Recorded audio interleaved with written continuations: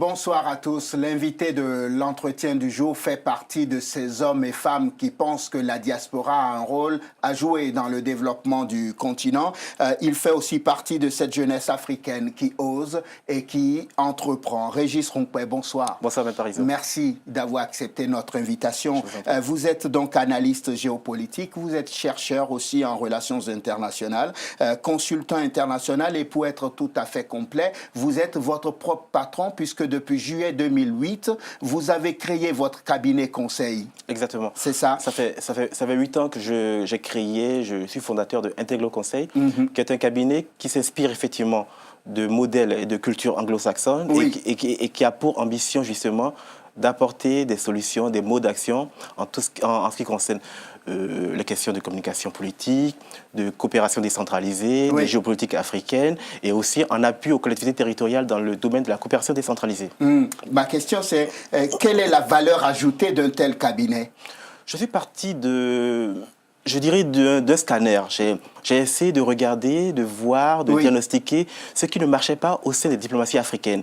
Et ce que j'ai remarqué, c'est qu'il y avait un déficit, je ne parle pas de façon absolue, il y avait un déficit de communication sur l'action diplomatique des pays africains à l'étranger, essentiellement en Europe où je vis. Et je me suis dit, pourquoi ne pas apporter quelque chose pour valoriser davantage les diplomaties africaines, les États africains. Donc, le projet d'Integlo Conseil, à la fois, c'est de valoriser le continent à travers des études, des notes de synthèse proposées justement aux diplomaties africaines. Et depuis quelque temps, effectivement, je ressens cet engouement, cet enthousiasme, d'autant plus qu'au-delà même des États, il y a des collectivités territoriales, des villages, des communes qui souhaitent justement que leur image puisse être valorisée et qui passe par moi et avec donc mon équipe à la fois et de communicants, de théoriciens de relations internationales, mais aussi des gens qui sont dans l'action, qui sont des sociologues d'action, des agroéconomistes. On travaille justement à donner une image réaliste du continent africain tel qu'il est, tel que nous le vivons, à la fois avec ses failles, ses défauts, ses espoirs, ses incertitudes. Et Integlo Conseil justement a pour ambition justement de replacer donc, le continent africain au centre du monde. Quand on est bardé de diplômes comme vous, quand on a enseigné la géopolitique, qu'on a fait les relations internationales, on s'attend à croiser des jeunes comme vous dans les institutions internationales plutôt que d'être patron d'un cabinet.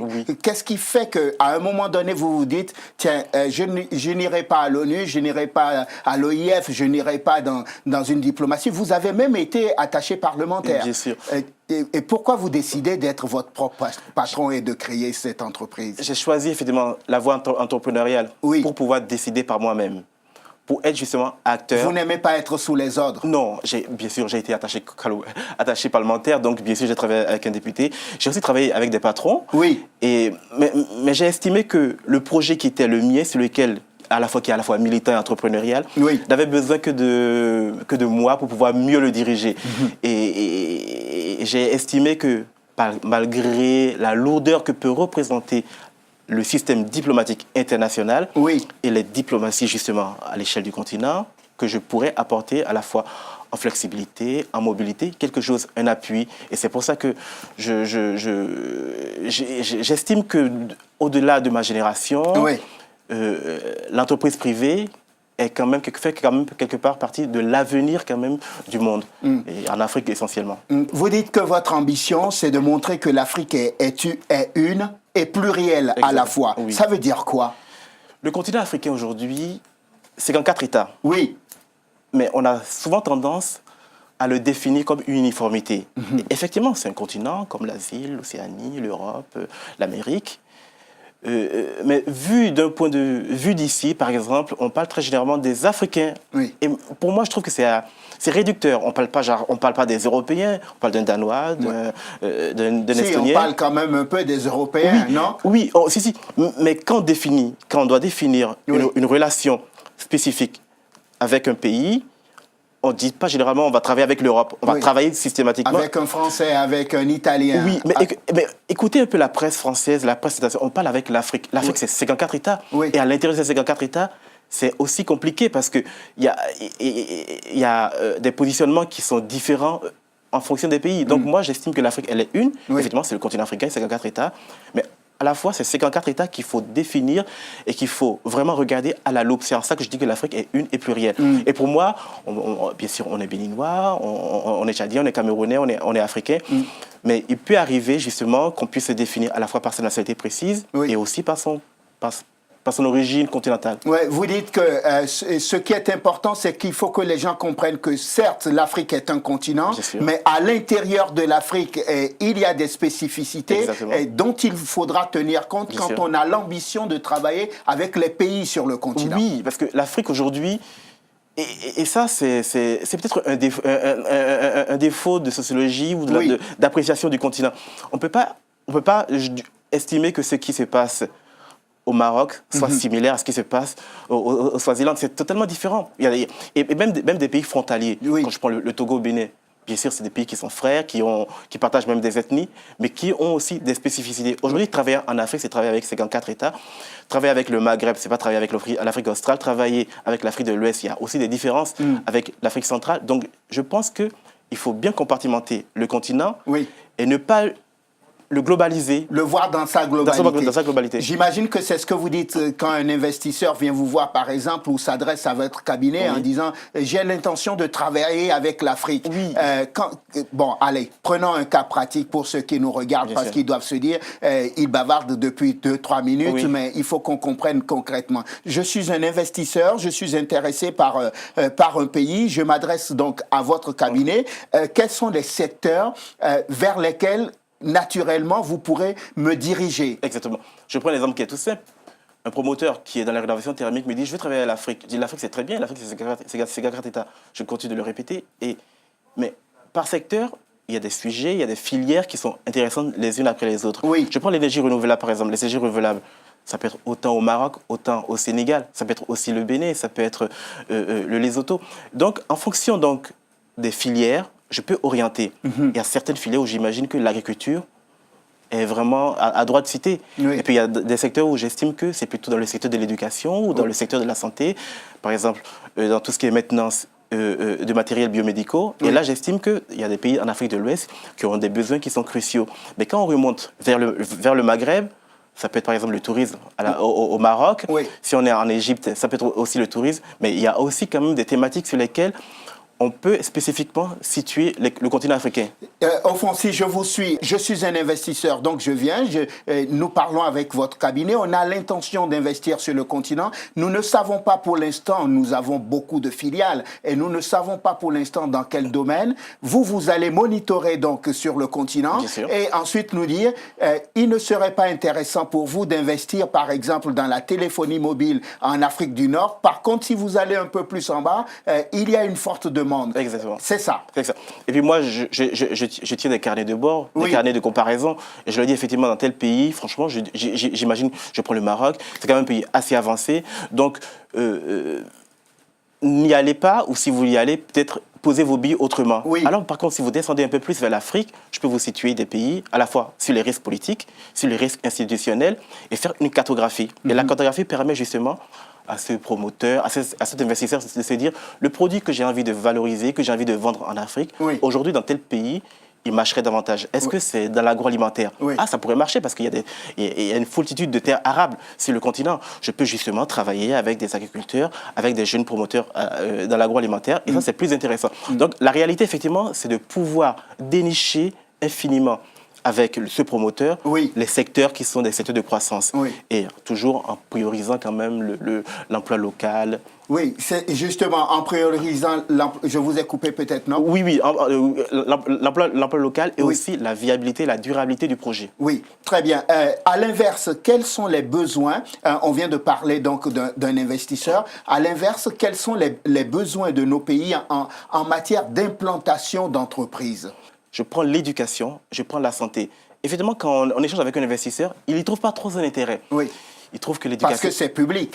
Exactement. Il trouve que l'éducation, que la santé, ce sont des secteurs qui sont beaucoup plus des secteurs publics. Réservés à l'investissement public et de l'État. Exactement. Moi, je dis, et justement, mais si vous y allez un peu plus loin, vous remarquerez qu'il y a des hôpitaux à construire, il y a des infrastructures médical à construire, oui. il y a aussi du matériel à acheminer, du très bon matériel, bien sûr, pas du matériel de mauvaise qualité. Oui. Donc, effectivement, je trouve que dans l'éducation et dans la santé, il y a des niches qu'on ne voit pas parce qu'effectivement, on estime que ça fait partie des urgences sociales. Oui. Ce que j'ai remarqué, quand on fait un diagnostic local, il y a des sujets qui peuvent relever d'urgences sociales, comme l'éducation et la santé, oui. et qui, effectivement, dépendent de l'État, c'est délégation étatique. Mais un entrepreneur privé qui investit dans l'éducation, qui investit dans la santé, il a tout à gagner parce que c'est des secteurs d'investissement et des secteurs durables. Je prends un exemple. Quand on regarde les infrastructures hospitalières, il y a du matériel biomédical à restaurer.